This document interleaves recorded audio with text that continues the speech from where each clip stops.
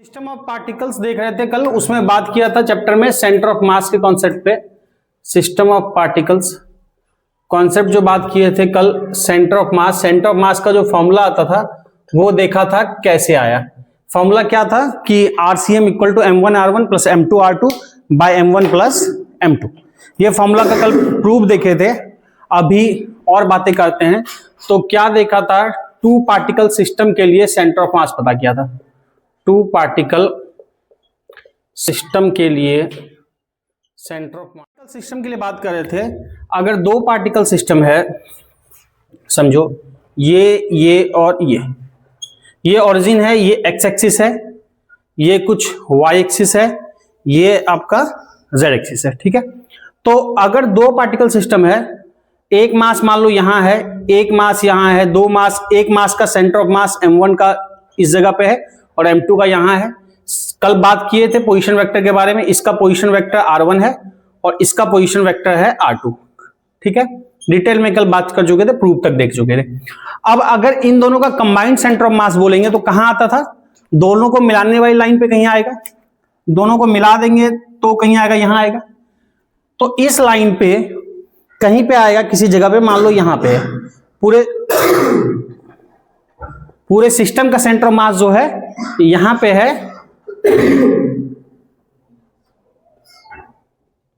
ये है तुम्हारा जाके RCM। इसके सेंटर ऑफ मास को, पोजीशन को क्या लिखा था, RCM। और इसका फॉर्मूला जो है सिंपल देखा था, उसका प्रूव किया था। क्या आता है, तो RCM इक्वल टू, यानी सेंटर ऑफ मास का position M1R1 plus M2R2 by M1 plus M2। Simply यही था, ठीक है। M1R1 plus M2R2 by M1 plus M2। अब एक बात समझो, RCM क्या है, पोजीशन वेक्टर है, R1 R2 भी पोजीशन वेक्टर है। पार्टिकल कहीं भी हो सकता है, मान लो पार्टिकल स्पेस में यहां पे M1 है और M2 यहां पे है, तो M1 M2 को मिला दिया। अब दोनों का स्पेस में तो कुछ X भी होगा, कुछ Y भी होगा, कुछ Z भी होगा। R का मतलब क्या होता है, R से लिखा है R1 R2 या RCM, अगर पोजीशन वेक्टर लिखे हैं इसका मतलब इसमें X भी है, Y भी है, Z भी है।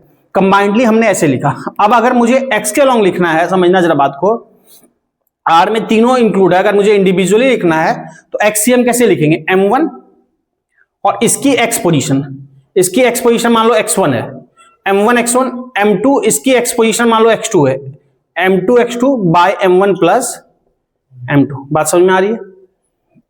उसी तरह से YCM क्या बोलेंगे, M1 Y1 plus M2 Y2 bye M1 plus M2। उसी तरह से ZCM क्या बोलेंगे, M1 Z1, पहले पार्टिकल की Z पोजीशन, दूसरे वाले पार्टिकल की Z position by M1 plus M2। Basic चीज है, ठीक है। क्योंकि R1 का मतलब क्या होता है कि X Y Z तीनों, R2 का भी मतलब है X Y Z तीनों। R1 का जो पोजीशन वेक्टर है, इसका जो कोऑर्डिनेट है ये X1 Y1 Z1। उसी तरह से R2 का क्या हुआ, X2 Y2 Z2।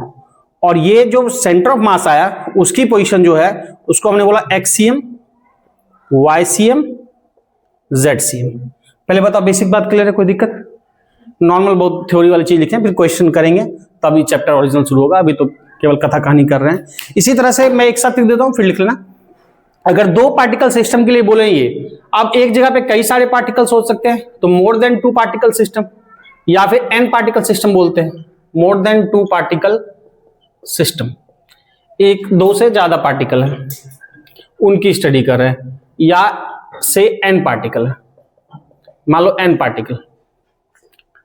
अब n पार्टिकल हैं किसी जगह पे, किसी सिंगल ऑब्जेक्ट में, या फिर अलग अलग ऑब्जेक्ट ही लिया, मान लो कई सारे पार्टिकल, ये एक ऑब्जेक्ट देख रहे हैं, कैसा भी शेप है, इसमें कई सारे पार्टिकल होंगे। एक पार्टिकल ये मान लो M1 है, दूसरा पार्टिकल M2 है, तीसरा पार्टिकल M3 है, चौथा M4 M5 M6 M7 8 9 10, इस तरह से करके कई सारे पार्टिकल है, n पार्टिकल है मान लो टोटल। अब कहीं पे हम एक्सिस को तो फिक्स करेंगे, कहीं पे तो ओरिजिन रखेंगे। तो मान लो ओरिजिन यहां पे रखा, ये x है, ये y है और ये क्या है, z है, x y z है, ठीक है। अब सबको मिला देते हैं, अब इसको यहां से मिला देंगे, इसको यहां से मिला देंगे, इसको यहां से मिला दिया, मतलब हर एक पार्टिकल, मान लो एक पार्टिकल यहां है, ये m1 है, उससे मिला दिया, एक मान लो से यहां है, m2 यहां मिला दिया, एक पार्टिकल से यहां है, m3 यहां मिला दिया, मान लो एक और पार्टिकल कोई यहां पे है, m4 इसको मिला दिया। इस तरह से कई सारे n पार्टिकल है और हर एक का अपना अपना पोजीशन वेक्टर होगा। इसका पोजीशन मान लो r1 है, इसका पोजीशन वेक्टर r2 है, और जब मैं पोजीशन वेक्टर लिख रहा हूं, इसका r4 है, इसका r3 है, तो मैं जब पोजीशन वेक्टर लिख रहा हूं मतलब उसमें x भी है, उसका y भी है, z भी है। तो मैं अगर एक से ज्यादा कहूंगा तो पूरे का सेंटर ऑफ मास कहीं ना कहीं तो लाई करेगा इस ऑब्जेक्ट पे, पूरे सिस्टम का सबका कैलकुलेट करके यहां पे किसी एक जगह पे सेंटर ऑफ मास आएगा। उस सेंटर ऑफ मास का कोऑर्डिनेट कैसे कहेंगे, जैसे 2 के लिए कहा था उसी तरह से 2 से ज्यादा के लिए भी कहेंगे। क्या लिखेंगे, m1 r1 प्लस दूसरा पार्टिकल का मास m2 है और वो कितने डिस्टेंस पे, उसी ओरिजिन से r2 डिस्टेंस पे है। उसी तरह से तीसरा पार्टिकल है जिसको m3, जिसको हमने m3 बोला, m3 मतलब थर्ड पार्टिकल, जो तीसरा वाला पार्टिकल हम देख रहे हैं। उसी तरह से m4 चौथा पार्टिकल।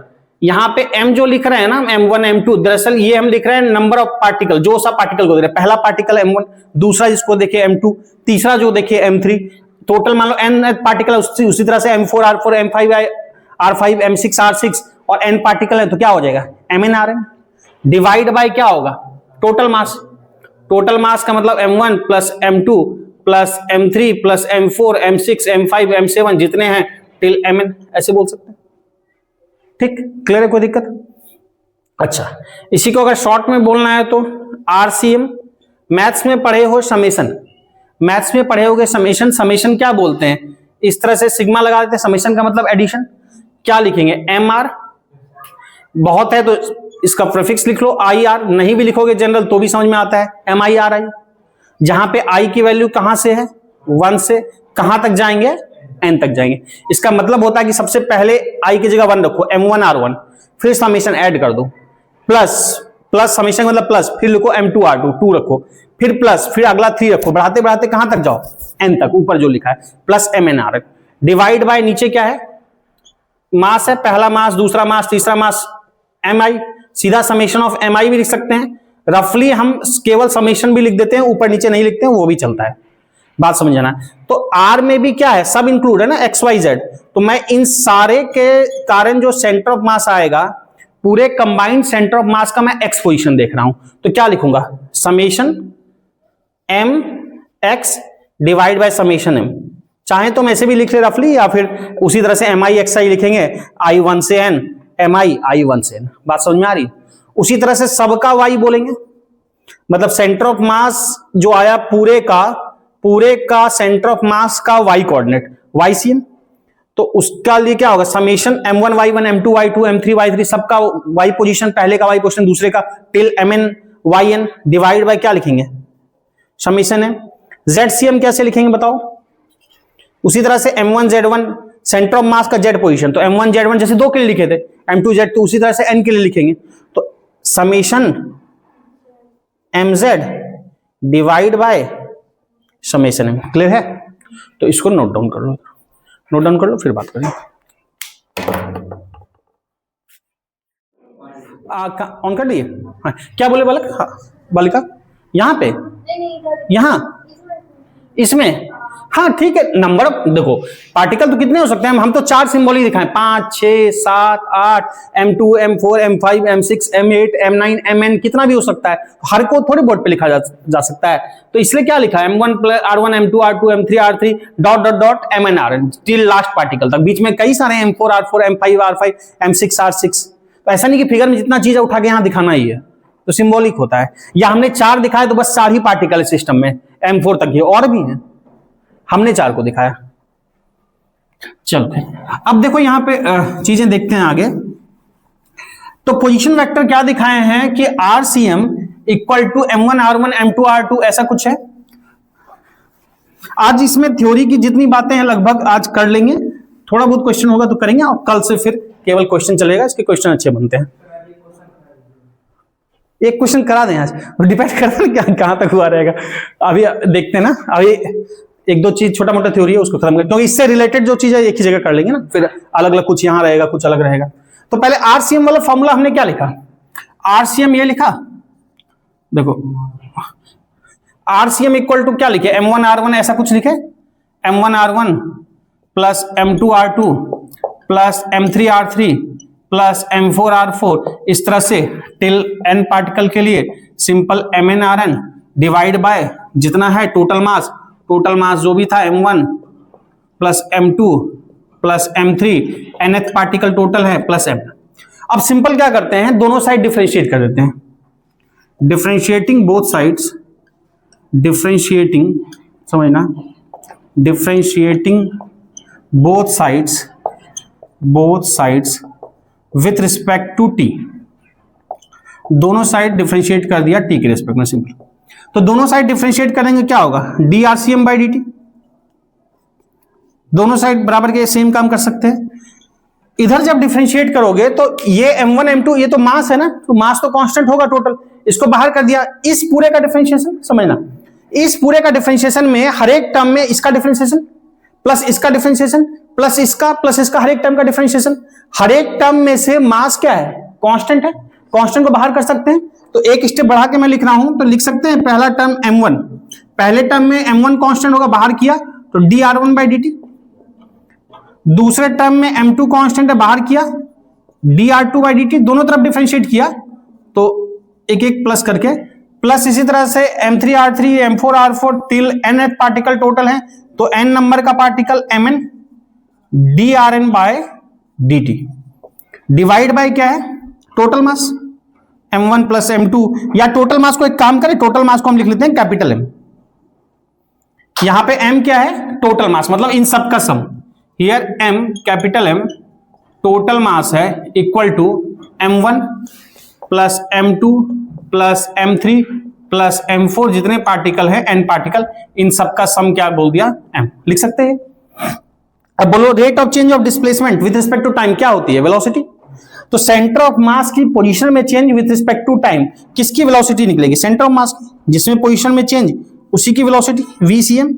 यहां क्या होगा dr1 बाई dt, तो क्या लिखेंगे m1 v1 plus dr2 by dt m2 v2, ठीक, plus m2 v2 plus m3 v3 m4 v4, nth particle है, क्या लिखेंगे mn vn, पहले बताओ क्लियर है, डिवाइड बाय क्या होगा टोटल मास, पहले पार्टिकल की पोजीशन में change dr1 by dt v1, dr2 by dt v2, dr3 drn vn।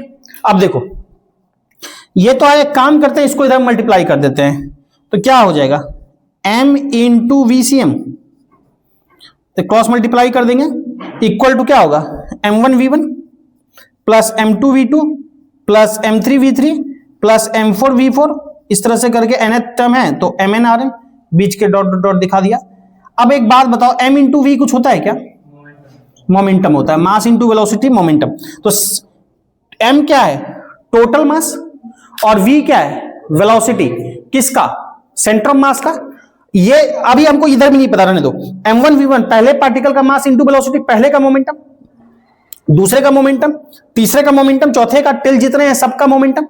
तो सबका मोमेंटम जब ऐड किया, यानी राइट लेफ्ट साइड रहने दो mvcm, ठीक है जो भी है, पहले का मोमेंटम, पहला का मास इंटू पहले की वेलोसिटी p1, दूसरा का मास इंटू दूसरे की वेलोसिटी मोमेंटम लिखा p2, तीसरे का मास तीसरे की वेलोसिटी, nth पार्टिकल का मास इंटू वेलोसिटी pn। अब एक बात बताओ, हर एक पार्टिकल का मोमेंटम हमने ऐड कर दिया तो ये equal to p1 plus p2 plus p3 equal to total momentum नहीं होगा, पहले का मोमेंटम, दूसरे का मोमेंटम, तीसरे का मोमेंटम, चौथे का, टोटल जितने पार्टिकल n का, तो ये सब अगर लिख देंगे तो ये होगा टोटल मोमेंटम, समझना बात को, p टोटल। तो p टोटल इक्वल टू क्या आ गया m इंटू vcm, यानी कि बात क्या है, इसका मतलब समझते हैं इस लाइन का, p टोटल यानी किसी भी पार्टिकल का या का टोटल मोमेंटम, किसी भी सिस्टम का टोटल मोमेंटम इक्वल होता है किसके, p1 प्लस p2 किसके इक्वल है m, m मतलब टोटल मास इंटू वेलोसिटी, किसकी वेलोसिटी, सेंटर ऑफ मास की वेलोसिटी। यानी अगर हम एक एक पार्टिकल का मोमेंटम निकाले या फिर हम एक काम करें कि एक एक का मोमेंटम ऐड करने के जगह अगर टोटल मास पता कर दे और एक जगह की वेलोसिटी केवल पता कर ले सेंटर ऑफ मास की, तो हमको टोटल मोमेंटम मिल जाएगा।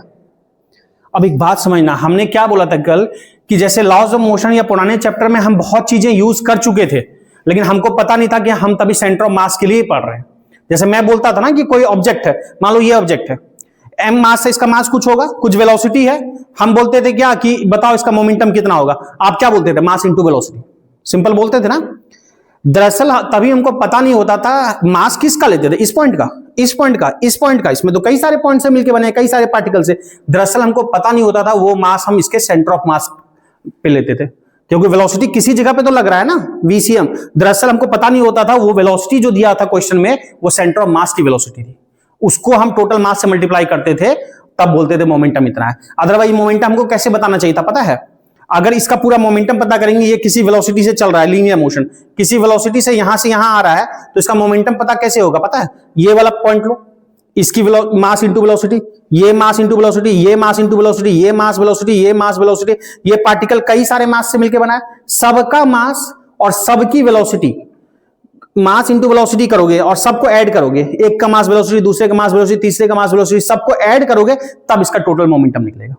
तो इसका टोटल मोमेंटम किसी भी ऑब्जेक्ट के निकालने का यही तरीका है। ये ऑब्जेक्ट मोशन कर रहा है, मोशन करके यहां से यहां पहुंच रहा है, तो हमको इसका मोमेंटम पता करना हो तो हमको क्या करना होगा? हर एक इंडिविजुअल जितने टुकड़ों से बना है सबका मास लेना होगा, सबकी वेलोसिटी ऐड को मल्टीप्लाई करना होगा, फिर इस तरह से ऐड करेंगे तब P1 P2 P3 Pn, तब इसका मोमेंटम निकलेगा। लेकिन अब तक हम चैप्टर में क्या करते थे? हमको बोलता था मास इसका इतना है, वेलोसिटी इतना है, बोलते थे मोमेंटम मास इंटू वेलोसिटी। दरअसल हम एक सिंगल वेलोसिटी को पूरे मास से मल्टीप्लाई नहीं कर सकते, वो तभी कर सकते हैं जब वो वेलोसिटी किसकी होगी? सेंटर ऑफ मास की। तो हम पुराने चैप्टर में जो हम बोलते थे ना कि एक फलाना मास इसकी वेलोसिटी इतना है, दरअसल वो वेलोसिटी उसके सेंटर ऑफ मास की होती थी। बात समझ में आ रहा है? हम ये काम किया करते थे, मास इंटू वेलोसिटी। बस हमको ये पता नहीं होता था कि वेलोसिटी कौन सी है, वो हर पॉइंट की वेलोसिटी नहीं है, इसको कैलकुलेट करके इसका सेंटर ऑफ मास कहीं ना कहीं तो होगा जहां बैलेंस होगा, उस पॉइंट की वेलोसिटी थी। तो दो तरीका हुआ कैलकुलेट करने का, या तो पूरा ऐड करो, उतना करने से बचना चाहते हो तो पूरा मास पता करो, वेलोसिटी पता कर लो सेंटर ऑफ मास की, और उससे मल्टीप्लाई कर दो, उतना कैलकुलेट करने की जरूरत नहीं, और पहले हम वही किया करते थे। क्लियर है? उसी तरह से एक और रिलेशन देखेंगे, फिर एक बार में लिख लेना।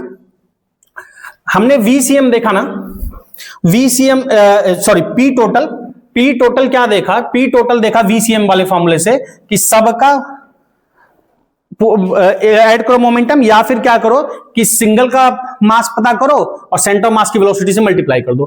अब एक काम और करते हैं, इसको जो हमने वेलोसिटी का आया, वेलोसिटी का ये इक्वेशन आया ना, इसको एक काम करते हैं, वेलोसिटी वाले टर्म को वीसीएम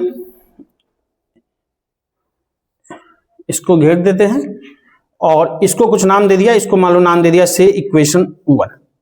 ठीक, अब डिफरेंशिएट करते हैं इसको, डिफरेंशिएटिंग इक्वेशन 1, यानी वेलोसिटी वाले टर्म को डिफरेंशिएट करते हैं। तो इसको डिफरेंशिएट करेंगे, इधर भी डिफरेंशिएट करना पड़ेगा, तो क्या लिखेंगे जरा बताओ? डीवीसीएम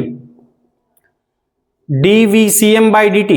एलएचएस में जो किया आरएचएस में वही काम करना होगा, मास तो कांस्टेंट रहने दो।